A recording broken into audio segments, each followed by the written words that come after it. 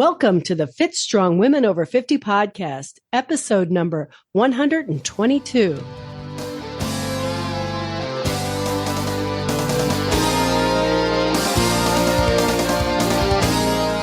Hi, thanks for joining us. I'm Chris. And I'm Jill. Many women over 50 know that they want to stay healthy, be fit, and have an active lifestyle, but sometimes feel like they are alone in their journey. So we wanted to create a community to help encourage each other. We named it Becoming Ellie because Chris and I are still becoming fit and strong.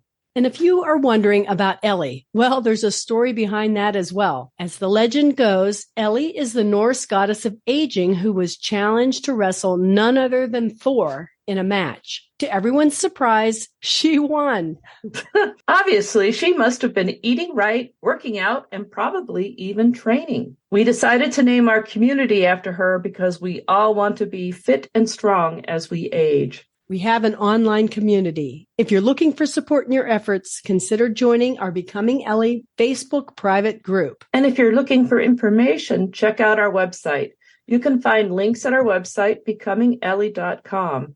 And Ellie is spelled E-L-L-I. Hey, Chris, we have some shout outs today. Yes, that's wonderful. I love it when our listeners tell us what they like about our podcast. And recently from the Becoming Ellie Facebook page, Cheryl said, I have to say that I love your podcast. I started listening from the beginning about 2 months ago. I only listen when walking the dog or exercising. It is my carrot to get my butt moving. So many times I continue to walk or exercise more than planned as I want to get to the end of your show. You girls are wonderfully motivating and make me laugh out loud sometimes.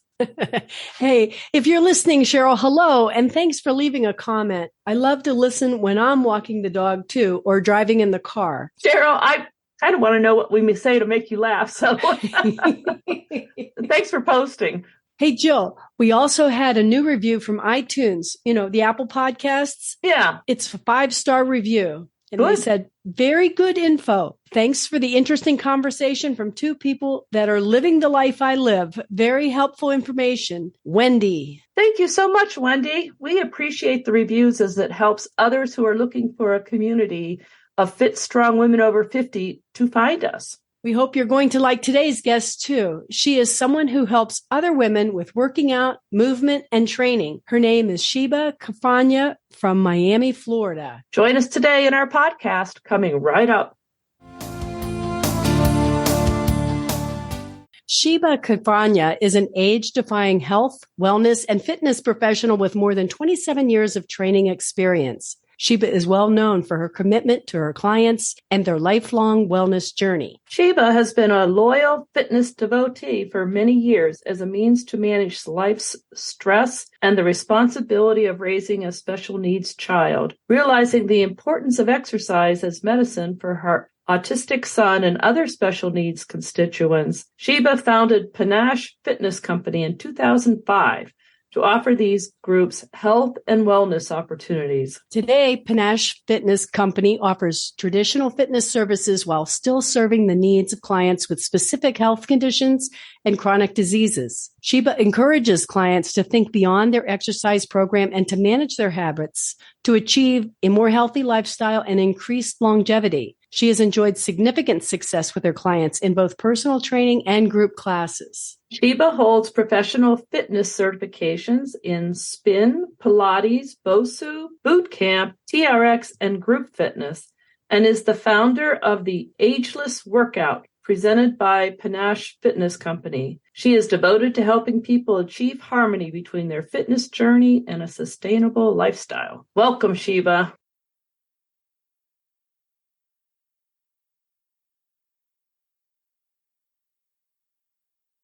Well, thank you. Thank you, both of you. We really appreciate it, having me on the program. Yes, thanks so much for joining us today. We're really excited to talk to you here in the beginning of 2023. Many people begin their year with resolutions, but then they struggle to stick to a healthy diet or exercise plan. And I know you talk about a sustainable lifestyle. What is a sustainable lifestyle, and how do we go about achieving one?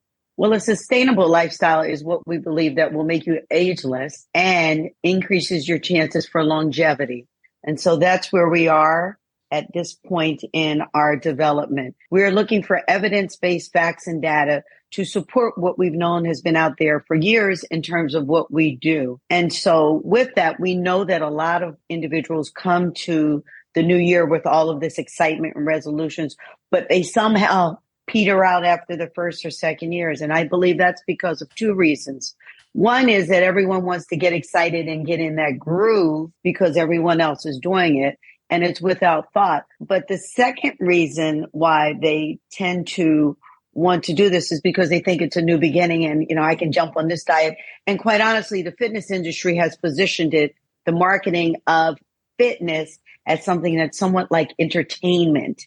And so you jump on board and you do this, but they don't really, as an industry, we haven't been able to offer people sustainable methods to then be successful. And that's where we want to do something different. We want to get out there and reach the 80% of people. So there's 100% of individuals in this world. 20% are the individuals that say, I'm going to make a resolution and they stick to it. 80% is not even involved in the gym. And that's what our recent research and data suggests. Wow. We are now after that 80%. You're not worrying about the people with the resolutions so much as the ones who don't even get that far. Right. The ones who don't get that far because because the marketing out there is only successful and fit people. And so you tune into that and you say, okay, I want that beach body. And so I'm going to make a resolution to do that. But that's without having the knowledge and the basis of doing that in the world. So, everybody's like, oh, well, it looked good for the first 2 weeks, but it's the third week of January. So I don't want to do that. Yeah. And so what we do that makes it a little different is we get into the psychology of the clients. And one of our core values, and we have quite a few, is that we meet you where you are. We're not looking for you to make that resolution. We're looking for you to find something that interests you to continue to do fitness. Is that one of the ways that you help your clients overcome stumbling blocks? Is that a tool that you? Yeah, it is. It actually is a tool. And so we look at, we first interview you and get you to talk about what is important to you. Most of those 80%, and we get a mixture of individuals who are in the 20% and the 80%, but we are keenly after this 80% to get them on a better path, because we believe that medicine and fitness will somehow come together. And the highest costs in healthcare right now are within the 80%, not the 20%. So what we try to do is align with them about what's important. And sometimes those conversations take on a life of their own. Most of the 80% doesn't want to exercise or hear about workouts. It turns them off. So what we talk about is movement. That's one of the first things that we talk about is movement and how that movement can benefit you. So we know that movement is good, and an example I use is the Queen walked and met with people until Tuesday, and on Thursday she expired. She didn't have an easy life, but she kept on moving, and she was always resilient, which is a term we use with our clients, resiliency. And so you have to have that sense of resiliency. But most importantly, we talk about habits as we move into that 80%. What are your habits? What can you manage? What is your thinking? And then we tap into that. So it doesn't become a short-term resolution. It becomes a lifelong plan and a lifestyle. I'm very excited to be at this place. I think it's a good place now to talk to people about longevity and the quality of life as we get older. I'm 65 now. And so I think, it's a keen conversation to have in our age group of the baby boomers. Yep. I'm 65 also. And our podcast is for women over 50 who want to be fit and strong. And I was interested because I know you believe in the importance of exercise as medicine. And you also have a method that you call the ageless workout method. Can you talk a little bit about that? Yes, absolutely. I'm glad you asked. The ageless workout method is a strategy of evidence-based exercises that we have come to find out is great for everyone as they age. Now, with that said, you don't want to get 65 and start working out. So it is truly for everyone. Oftentimes I'm asked, well, what's your target market? Our target market is everyone. All right. We want special needs individuals. We want those who are young in their 30s, because everyone can do it when they're 30. But can you do it when you're 60? And then how do you manage that? In terms of women, more importantly, to address your question, women are always fearful of strength. So the AGELESS workout method focuses on strength for everyone. With that thought, we want women to know that strength training is the key to looking good and feeling good. You've got to keep that body under a certain level of pressure, meaning with the strength training, to prevent osteoporosis, osteoarthritis. Most women want to maintain a healthy appearance and to be healthy. So whether you're on either side of that, from the functionality of it or the side where you want to look good, that strength training will give you what you want. Most times women are afraid of strength training because they think they're going to bulk up. I get women that come to me and say, oh, but if I spin and I lift weights, my legs are going to get big. Well, that's absolutely false. That is one of the biggest misconceptions out there. Depending on what your goal is, we work towards your goal. And that's where the interview process is. What is it that is most important to you? And I think as fitness professionals and wellness coaches, and to use an old term, personal trainers, that's where we differ, because we have to look at your lifestyle and what's important to you as opposed to what's important to me. Got it. It's kind of personalized. It has to be personalized. There is no one size fits all for that. And so the second aspect is nutrition is the second most important thing. When we talk about nutrition, it also surrounds lifestyle and what your medical conditions are. Now, let me be clear. We are not doctors. We have a team of professionals that we work with, doctors, nutritionists, massage therapists, all of the like that we refer our clients to. So if you're looking for more information about nutrition, then I would then refer you to someone. So for example, with one client that we have, they have a chef. They've now asked me to find a nutritionist to work with the chef to make their eating habits, back to habits, better so they are more successful. So we look at what you eat and what you are trying to look like. What is important to you? And I think the fitness industry has missed that component. So now we've got we've got that mindset of strength, and then nutrition, and then movement. Strength is one thing, but movement is another one. So, I can't lift weights. I'm limited. Just want you to get out and walk, because the component of movement ties into the cognition. And the cognition is important for women at all ages, but over 50, it's even more important because things kind of get close up on you. I find this in conversations with women, as well as the evidence-based data, that fitness and mental capacity go hand in hand. Fitness is good for mental capacity, for cognition as you get older, staying abreast and alert and not being kind of in a silo. It gives you that outlet if you're working, if you have family, children, grandchildren, medications as you get older. We see a number of clients who are not as spry as they used to be because they have to take so many medications. Menopause, I'm now certified, it's not on my bio,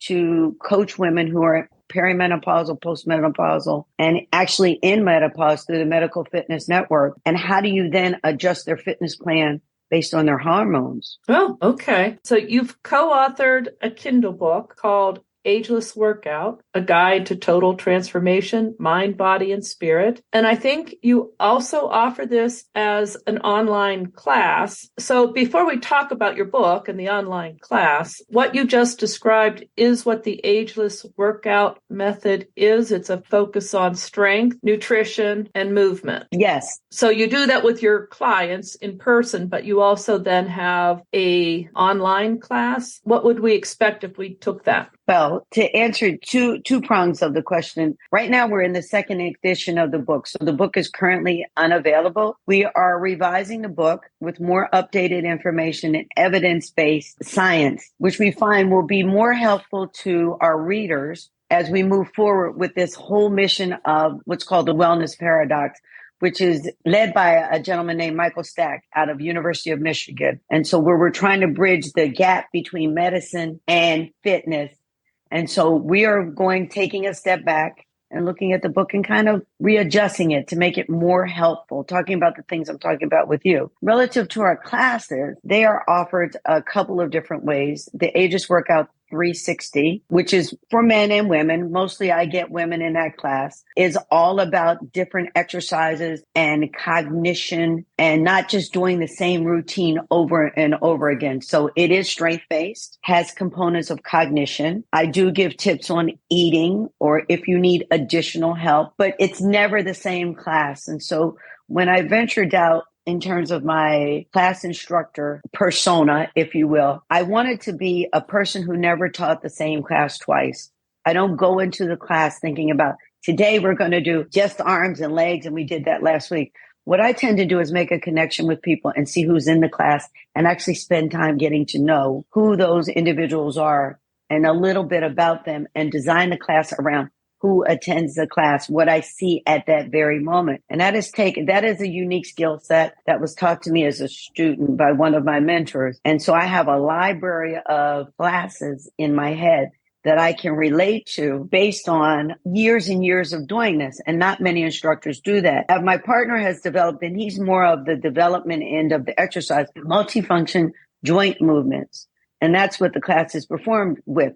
So you may do a squat, but you may also do a bicep curl. So you're doing two things at once, as opposed to just standing there squatting. Movements that keep you in a 360 mindset, because we're not in a single plane. The AGELESS workout is all about training you on the three different planes, which is the sagittal plane, the horizontal plane, and the frontal plane. So you can move in a 360 environment. And that's really where we want to be, is with movement. Now, you can call it a workout. You can call it exercise.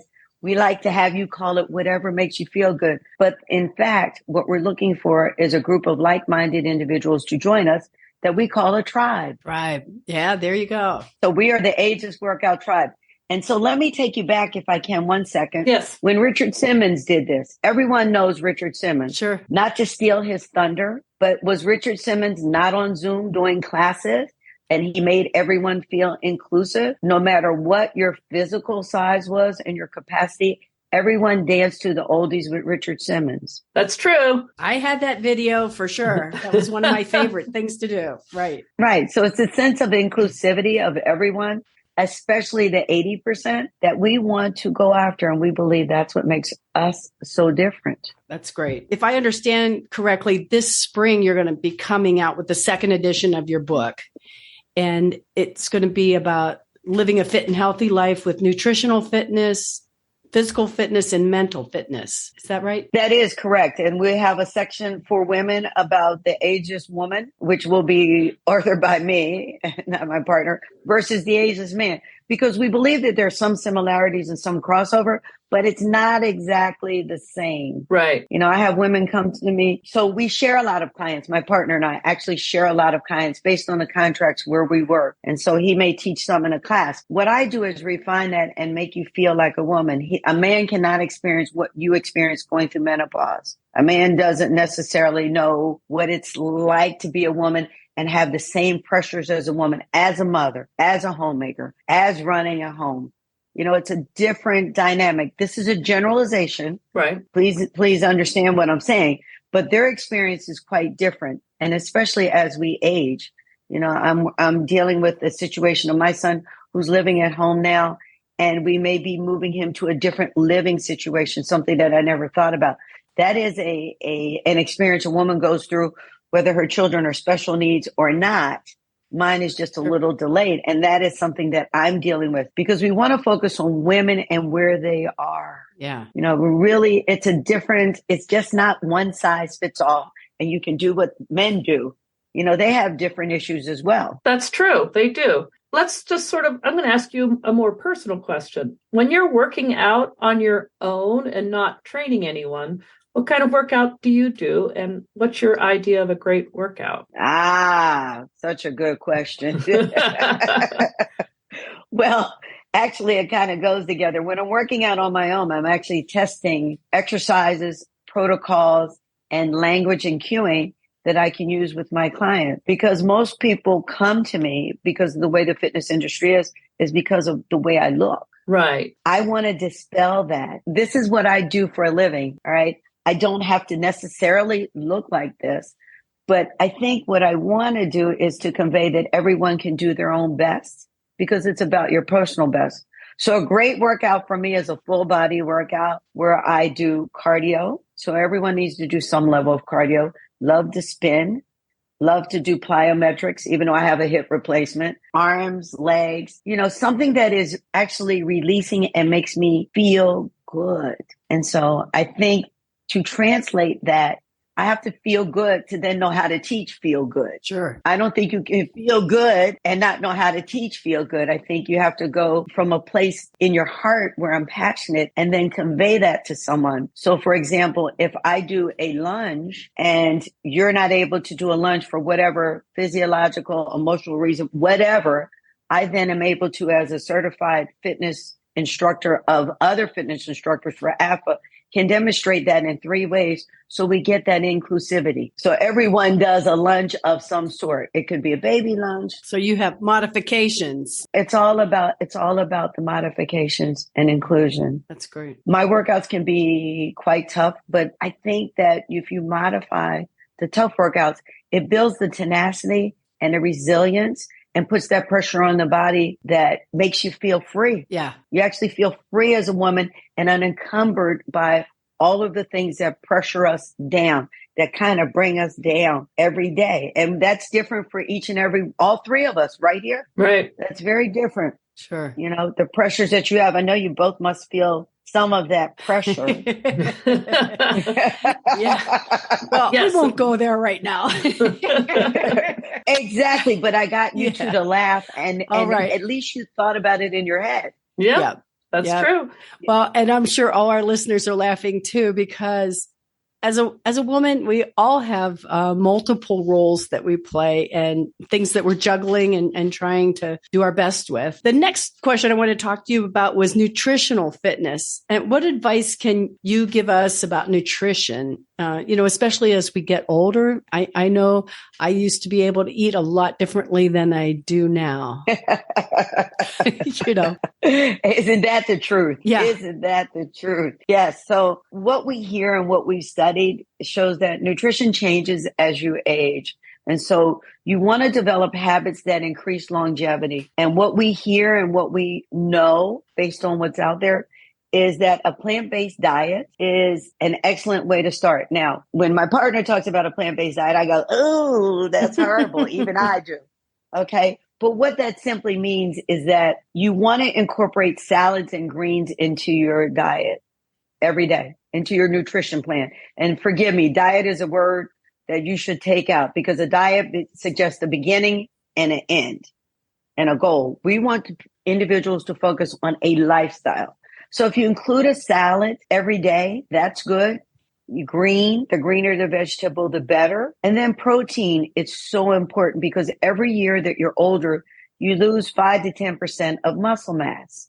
So you want to maintain your muscle mass as a woman, again, to protect your bones, to protect yourself from falling. You want to eat correctly. And that's where nutrition plays the biggest role. In terms of alcoholic beverages, I recently read that alcohol is poisonous to us as we get older. So you want to limit your alcohol consumption. So does that mean that I don't drink at all? Not at all. That means I limit my alcohol intake. And that limit is up to you, depending on your lifestyle. We go back to lifestyle.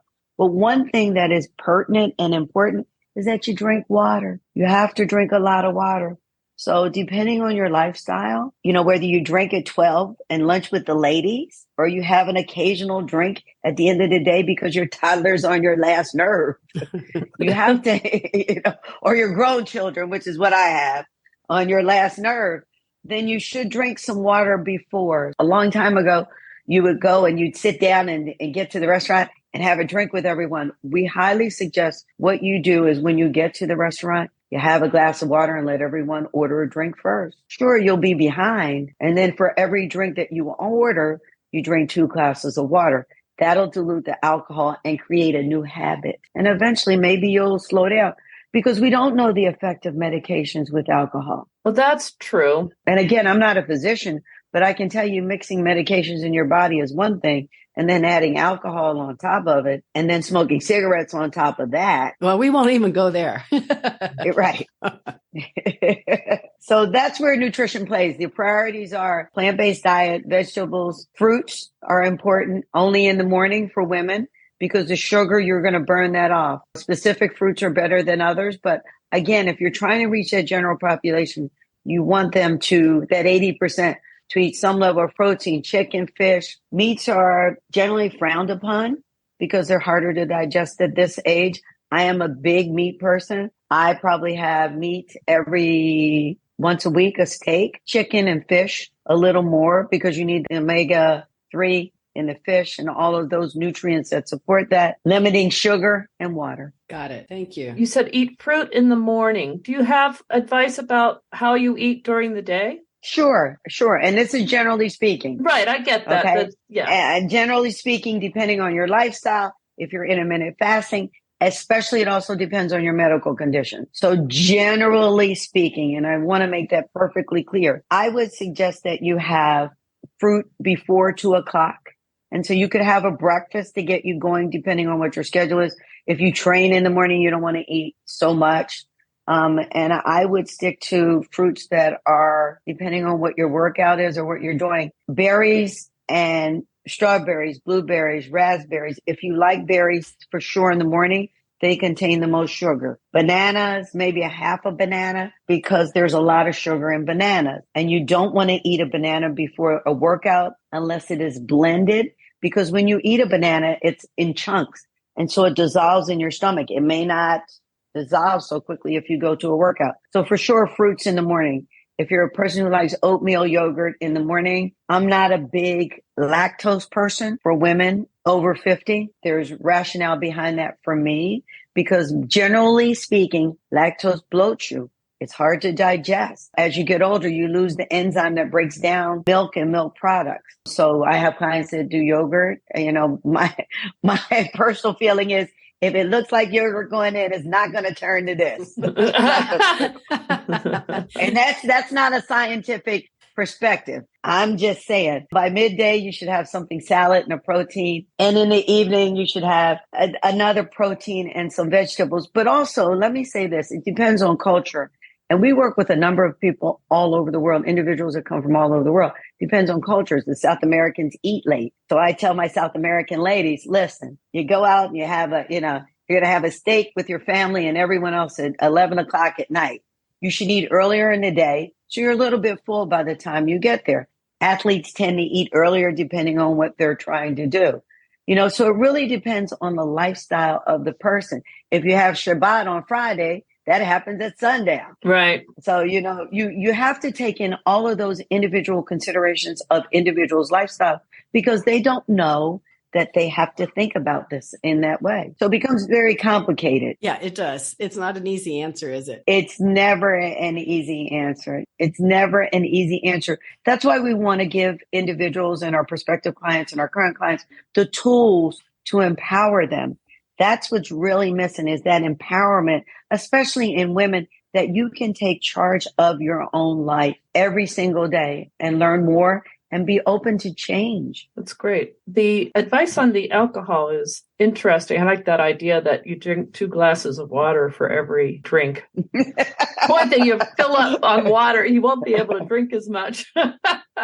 Well, by the nature of our constituent base, which can be people who are high wealth individuals, but we train individuals that are everyday. I train special needs individuals. That is another passion of mine. Everyone to me is considered the same. However, their lifestyles are different. So the ladies at lunch at 12 start drinking at 12. Right. And I say to them, you're blessed. You have this wonderful lifestyle. But what would it mean if you went to the lunch and didn't start to drink like you've never been to a lunch where they have drinks? I mean, I break it down that seriously. You have access to this all the time. Why don't you start with some water? And actually what happens is you'll see how individuals can respond once they get a lot of drinks in them. You'll see that people become more open and almost sometimes more silly and not aware of their behavior. Once you begin to see that, you say to yourself, am I socializing with these individuals? And do I need to be drunk to be with them? Do I need to drink to be with them? You ask yourself that, and the answer may be no. The answer may be yes, but you begin to take account of yourself and where you are in your life.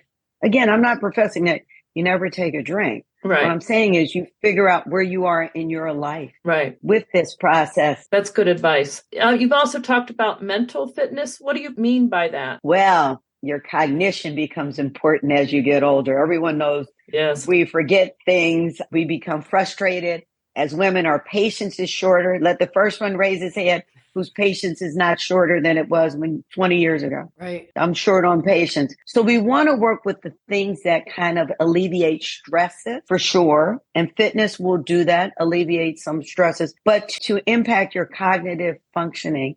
And we find that the exercises that we develop in the AGELESS workout method can impact that cognitive functioning. So we do repetitions. And I say we, because my partner is the one who actually develops the exercises, repetitions that require you to do sequencing in your mind.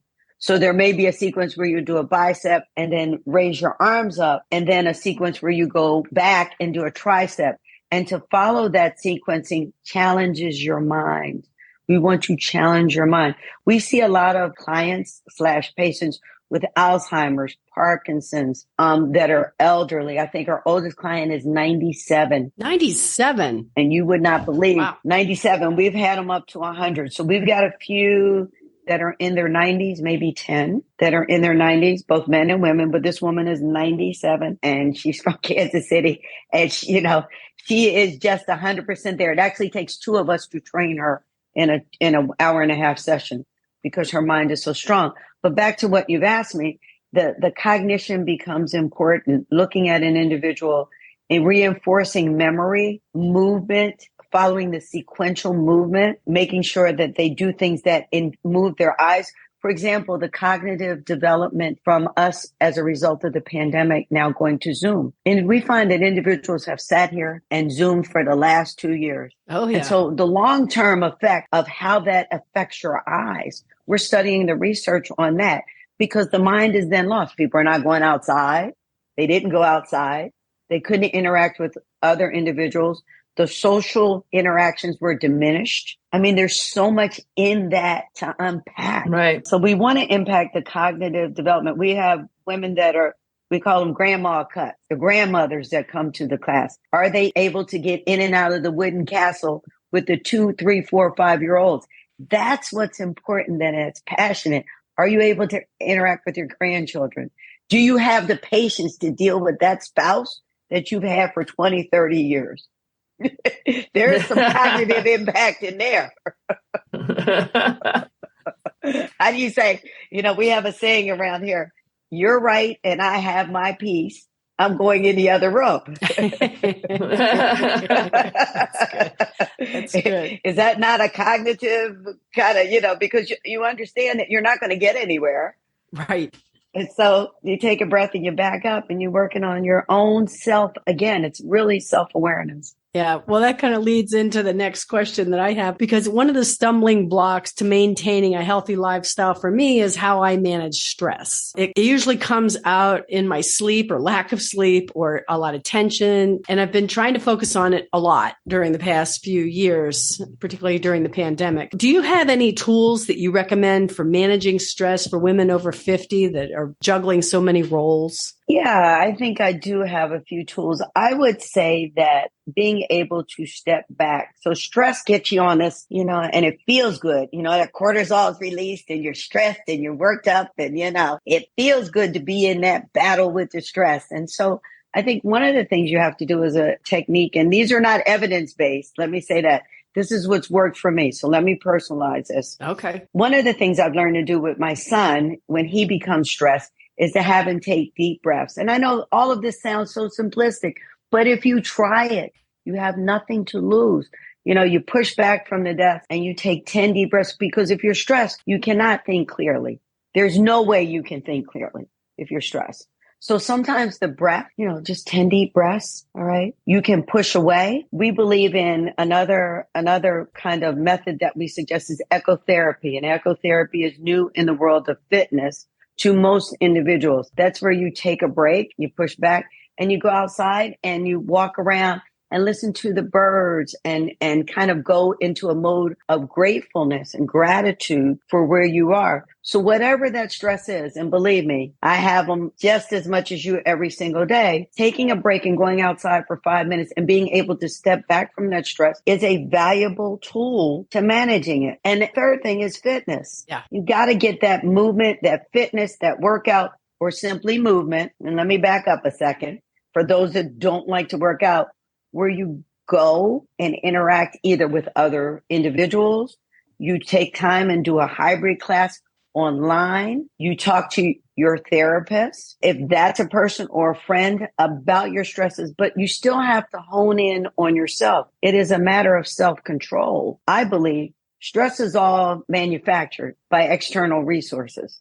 And you've got to be able to say, this is not a priority now. This is a priority now. This is too much for me. I can't deal with this today. So what is it that I like to do that will take me to a place of joy? Yes. What is it that I like to do that'll take me to a place of joy? I got to make a list about that. That's great. Well, I think you got to, maybe as a result of this podcast, sit down and come up with 2 things. Yeah, that's great. I've given you the 10 deep breaths to push back. Right. And then you get up and walk away. Yep. And then what is it you love to do? I love to work out. I love to work with my orchid. Yes. So you're a gardener. I don't know that I'm a gardener, but I love to work with it. I wouldn't go that far. I love to repot them and go to the store, get them, bring them in here, repot them. And, as you can see on my desk, see, I have one here. Oh, beautiful. Because to me, that represents my ability to nurture. Yes. Because orchids are very temperamental. I don't know if either one of you garden. I don't really garden because I don't have that kind of time. But it's a sense of beauty, yes, that keeps me calm here. And I think stress is, as I said, manufactured. But if you take a step back and be grateful and switch that stress to gratitude, look at what I have. Look at how accomplished I am. The things that you ladies do, it's phenomenal with your website and your mission to educate women over 50. And I think that is something you can reflect on when you feel stressed, because you're helping other women become more in control of their life. Thank you. It could be that simple. You've mentioned habits now a few times. I wonder about how we work to create better habits. How do we create those habits that help us live a sustainable lifestyle? Well, I think perhaps you have to begin to think about, and a lot of times individuals need support creating a habit and understanding how a habit is done. So the first thing you need to do is to step back and kind of look at where you are, and then have that moment where the light bulb goes on and say, what is it I really want to change? And be honest with yourself. We have a saying around here that says, you can't get fit by proxy. You can't be well by proxy. You've got to get in there and look in the mirror and ask yourself, what is it I really want to change? And you take that, and then you take one thing that you really want to change, and you give it some thought and think about, what are the steps that I need to do that? You may need a therapist. You may need a wellness professional. You may need a wellness coach. You may need a chiropractor. You may be able to do that with a spouse. Okay, that's not something I can do with him, but I mean, and I think the other thing is you have to be able to laugh at this. I don't think I never want to come across when I do these podcasts as someone who is so perfect with all of the answers and all of the advice. I mean, I've discovered 2 things this week that I need to work on that were just not in my purview. And I can't believe they weren't in my purview. So now I'm going to step back and give it some thought and think about, what is it I need to do to address that and change? And I think that's some self-time. And there's never enough self-time for us as women. And that is a salient point I would love if you just give me 30 seconds more to talk about. Sure. There's never enough self-time, because we believe that no one will take care of us the way we take care of everyone else. And that is probably true. Whether it's your pet, your spouse, your job, you've got to take that time over 50 and say, what is it I'm doing here? Where is my self-time? Most women sacrifice their self-time to do one more thing, to empty the dishwasher, to get the clothes ready for tomorrow, to go that one extra step for the job, to do it for someone else. But how do you then step back and say, this hour is for me, whether it's in a movement, a workout, by virtue of what you ladies do? Where is that hour where I self-indulge? I read the People magazine. I go outside and I walk. Where is that self-indulgence that we have been taught not to utilize? Because you got to get this done. You got to get that done. You got to get this done. One of the women that I follow expresses the joy principle. And the joy principle for a woman is, in your heart, what makes you feel accomplished? I mean, I'm sure you both can relate to that. Have you thought about what makes you feel accomplished? What is it you want to accomplish today? That makes you feel accomplished. That's not related to the podcast. It's not related to your daily activities. Where is that? How do you get that thought? Did you think about that today? I haven't really focused on that today, but I should have. And it's already 3:00 where I am. Right. 3:00 where we are too. Maybe you do that in the morning and you say, before you get with your day, what is it I want to accomplish from me today? And that gives you all day to think about it. And somehow, if it's 30 seconds that you fit in, that's what you fit in. That's excellent. Lead you to a better day tomorrow. Well, I know you're also a medical fitness specialist. How does this help you better serve your clients? Because I think it's unusual to find a medical fitness specialist, but I imagine it's very helpful for people who are coming back from surgery or have a medical condition that makes working out or movement difficult. Can you talk about that a little bit? Sure. And because this is a second career for me, I entered the game very late, if you will. So at the point at which I went to college, they didn't have medical kinesiology degrees, exercise physiologists, and so forth. Now they have that kind of certification, if you will. And so for me, coming in at, I think it was like 42, I wanted to do something different, really, to make an impact. And so I managed to take any number of certifications. But around 5 years ago, I needed to have a total hip replacement because my hip was bothering me. And people asked me, well, was it because of the exercise or what happened? Well, the body breaks down. It could have been the exercise. It could have been time for my hip to give out. Either way, when I ventured on this decision to do this, it sparked a light bulb. And there's another light bulb that went off in my head that said, you really want to research this before you allow someone to perform surgery on this. So I vetted a number of doctors, found a doctor I wanted, went to physical therapy for prehab, and along with my partner, I trained for a year before I went to surgery. Wow. Came out of surgery. 8 days later, I went back to work. Are you kidding? And continued with prehab. Yeah. So going back to work, let me be clear. I mean, although people say it's phenomenal, it's, they make you work nowadays. They make you get up and walk the same day you have a hip replacement. Right. The difference was with me when I went back to work, I had a cane. I personal trained people and I taught an aqua class. I can honestly tell you it was 1 day too soon. Okay. And that was fine. But I still go with the 8 days because I felt that I could get back. As a result of that, the business started to grow and people said to me, well, you had a hip replacement. Well, how did that go? And then 4 weeks later, I had a joint toe replacement on the opposite foot. And 3 weeks later, I was in Seattle at the National Special Olympics for my son. That kicked it off for me. Wow. I embarked on this medical fitness journey. And so it is a new and emerging market and space out there. Through Medical Fitness Network, I'm certified with the menopause class that I mentioned earlier, and in the process of completing my studies for general medical fitness practitioner, which will allow me to accept FSAs and HSAs from a prescribing doctor. And I don't know if you're familiar with what that term is. Yeah, the flexible spending account and health savings accounts. Is that what you're talking about? Yes, absolutely.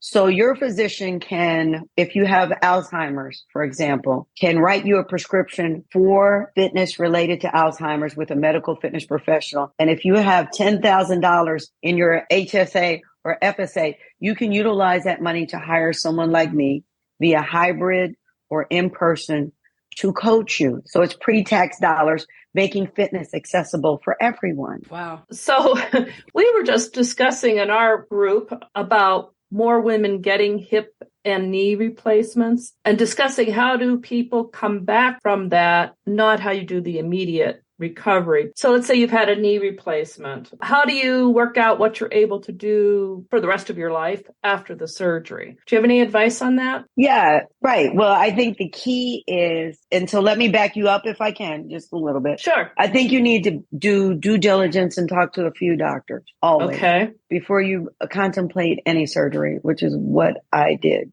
I think you have to do and be a consumer who is an educated consumer. That is important. You know, we have a saying around here about doctors that we only work with doctors with certain, obviously with the credentials, but who have a certain lifestyle towards fitness. They can't smoke. They can't be overweight. They have to have a good bedside manner. They have to have a number of surgeries. We don't work with anyone who has practiced under 5 years. I'm sorry. And we don't work with someone who has practiced more than 30 years because they're not up on the latest techniques. So that's your beginning point. Okay. From that, I think you have to look at the surgery you're doing. With any surgery, you want to emotionally and mentally prepare. So maybe you clean up your diet. Maybe you do a little more movement if you're not a workout person.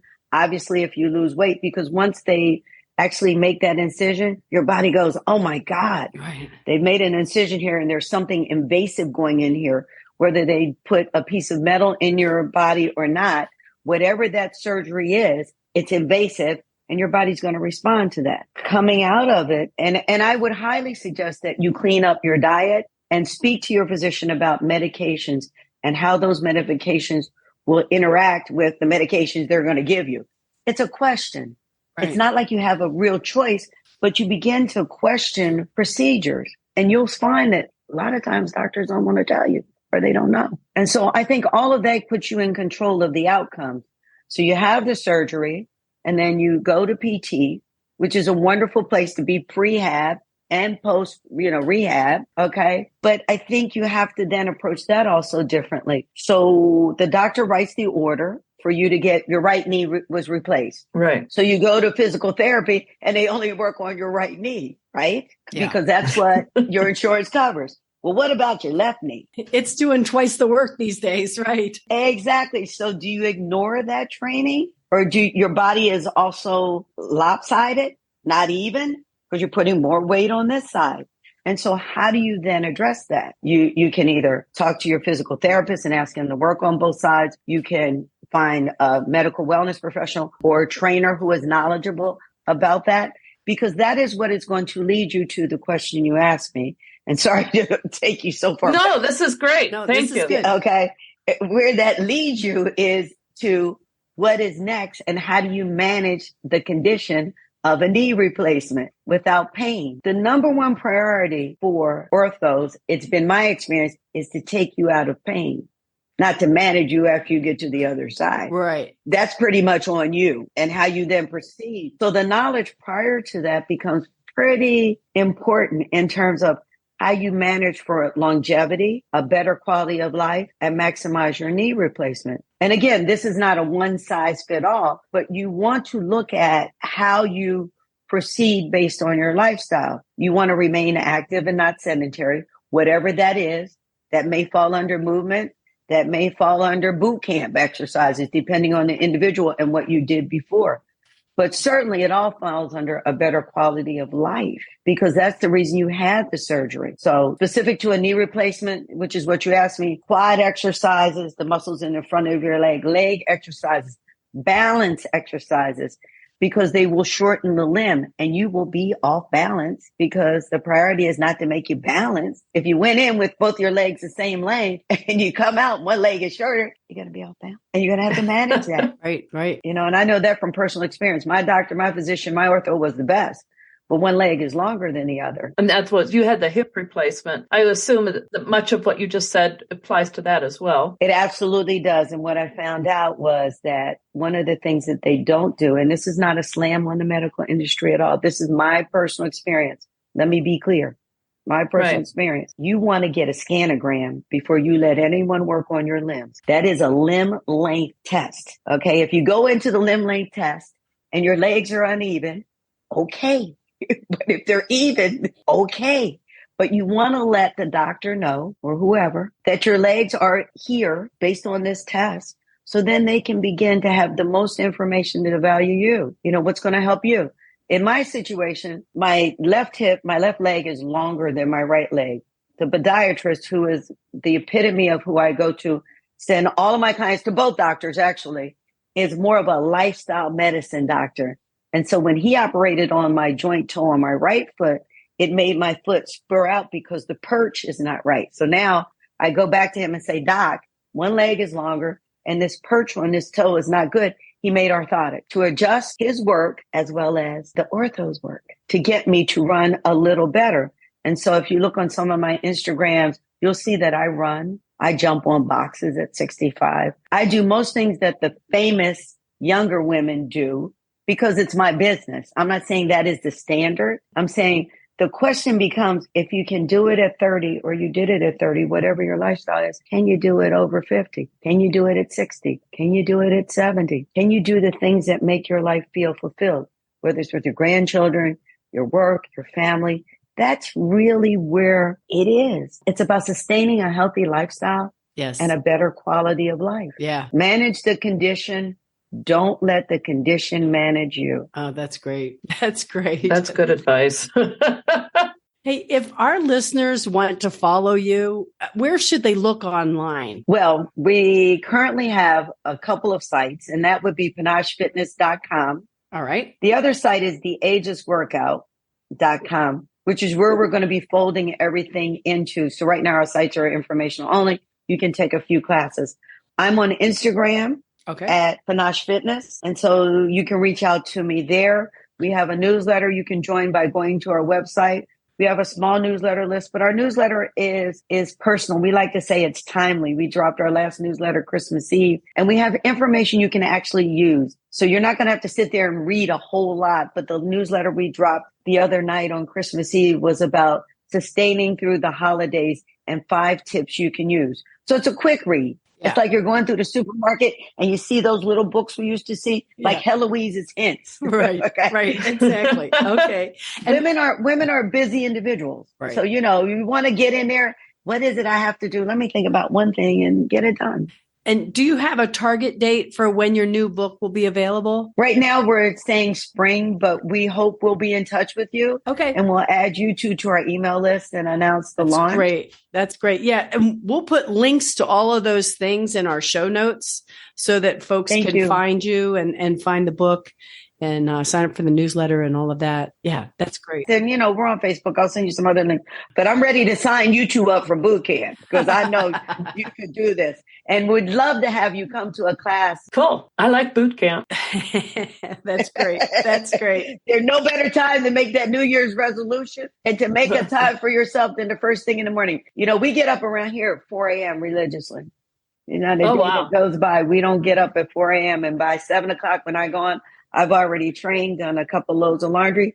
That's not everyone's lifestyle, but it is a commitment to my lifestyle and delivering the best product and best information that we can that is cutting edge to women. That's great. Thank you so much for being our guest today. It's been wonderful getting to know you. Well, it's been quite my honor. You ladies are quite accomplished and quite at the top of your field in what you do in educating women over 50. So my hat and my dress is courtesy to you. Thank you. It's been great to get to know you. I really appreciate it. And we'll talk again soon. Well, thank you so much. Happy New Year. Happy New Year to you. Yep. Bye-bye. Bye. I really enjoyed talking with Shebah. Some of her ideas, her stress relieving suggestions, of having an orchid on your desk to provide beauty, a sense of beauty, and those deep breathing exercises. I'm definitely going to incorporate those into my life. I kind of liked how her audience or her clients are people who aren't working out and that she refers to movement rather than workout to get them moving, to get them going. Yeah. I mean, it's different way of framing it. So you're not thinking of work. Yeah, definitely. The other thing that we talked about was the hip replacement and then she added in knee replacement for us. Yeah. But she had a lot of good insight into that. I think the whole prehab as well as rehab, I always think of rehab with people with knee and hip replacements, but not prehab. And that's kind of what we're all doing right now is prehabbing, right? Right. Yeah, that's true. Sort of when she was talking about that, this is a totally different situation, but it made me think about a woman I knew. She was a young woman who was a yoga instructor. And when she got pregnant, she sort of made all of her classes prenatal yoga, though she didn't call it that. Right. And when she went into labor, she had the smoothest, easiest labor of anyone. And the doctor said it was all that yoga. Yep. So it was sort of like, I felt like that was sort of the same thing that she was talking about on having this surgery, that when you do the work in advance, it makes it easier later. Yeah. And that reminds me of when I was in the back of an ambulance one time after my bee sting situation during the MS ride. And the paramedic said to me, I really like how you guys exercise so much because your veins stick out and it makes it real easy to give you a IV. And I thought, ooh, one more good reason to work out. When you're in an emergency situation, they can work on you better. And I had never considered that as a reason to work out, but I guess that's prehab too, right? Yeah. Yeah. Well, anyway, if you've enjoyed today's podcast, please tell a friend or consider leaving a review on Apple Podcasts or leave a rating for the Fit Strong Women Over 50 podcast. You can find us on Facebook, Instagram, Twitter, and Pinterest. Oh, and LinkedIn. We're also on YouTube and most recently Mastodon. And don't forget that we have a private Facebook group where we inspire and encourage each other as the Becoming Ellie community. Don't forget to sign up for our email list so you won't miss any of our articles or podcasts. You can sign up at becomingellie.com. Well, thank you for listening, and be sure to check back with us for our next episode. I'm looking forward to talking to you again on the next episode of the Fit Strong Women Over 50 podcast. See you next time. Bye. Bye-bye.